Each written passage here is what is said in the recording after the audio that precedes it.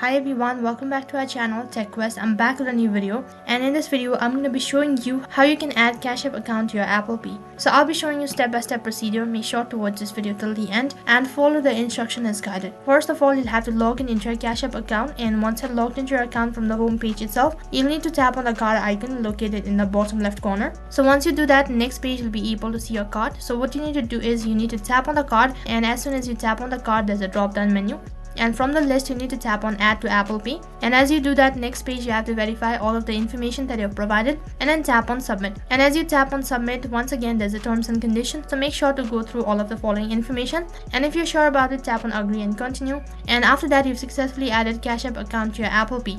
So a reminder that the PIN for the Cash App will be the same as for the Apple Pay, and then you've successfully added Cash App account to your Apple Pay. So that is how you can do it. That was all for this video. I hope the video was helpful. Make sure to like, share and subscribe to our channel. Thank you for watching.